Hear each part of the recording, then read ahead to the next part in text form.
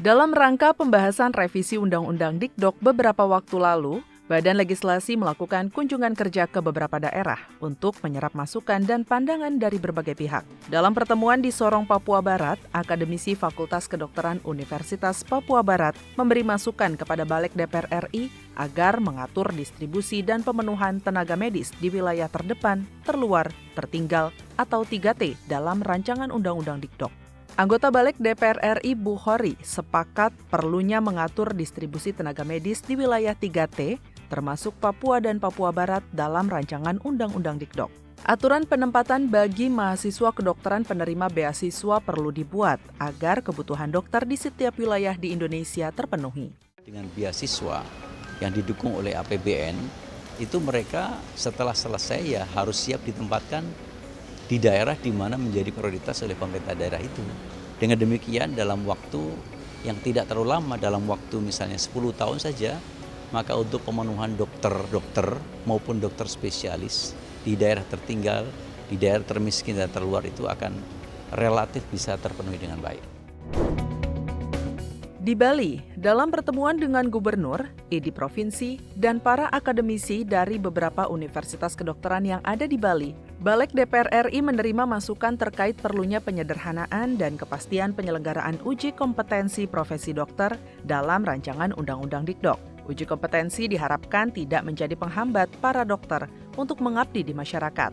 Anggota Balik DPR RI Iketut Karyasa mengatakan, pandemi COVID-19 yang dialami Indonesia mengajarkan peranan dokter dan tenaga kesehatan sangat dibutuhkan.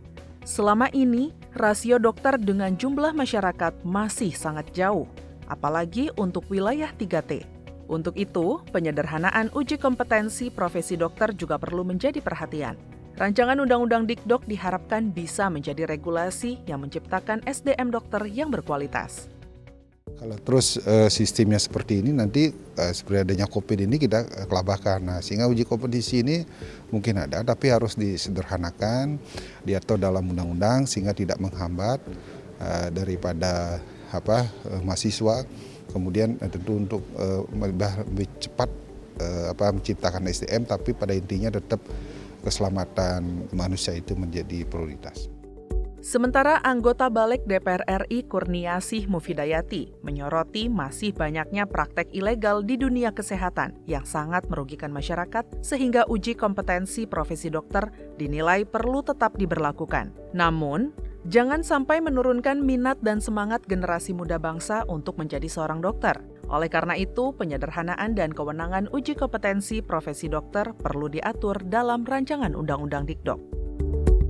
Betapa penting seorang dokter itu memahami betul ya, artinya ada kompetensi khusus yang tidak dimiliki oleh kompetensi yang lain ya, artinya profesi yang lain. Dan kalau dokter ini kan profesi yang menyangkut keselamatan jiwa rakyat nih, jiwa masyarakat, jiwa pasien gitu, dan ini harus menjadi lebih berhati-hati gitu ya terkait dengan ketika uji kompetensi ini mau tetap dimasukkan atau akan ditiadakan gitu ya, dengan semangat memudahkan sebenarnya ya.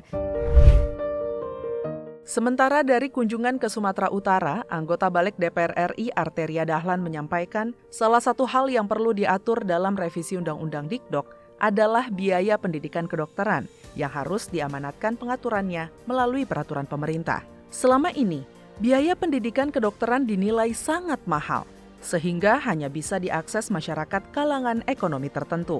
Selain itu, rekrutmen dan beasiswa mahasiswa kedokteran perlu dibuat secara proporsional dan memberikan kuota khusus bagi pelajar di wilayah 3T. Kebijakan tersebut diharapkan bisa mendorong distribusi dokter di wilayah 3T menjadi lebih baik. Biaya pendidikan kedokteran, ini nggak masuk akal.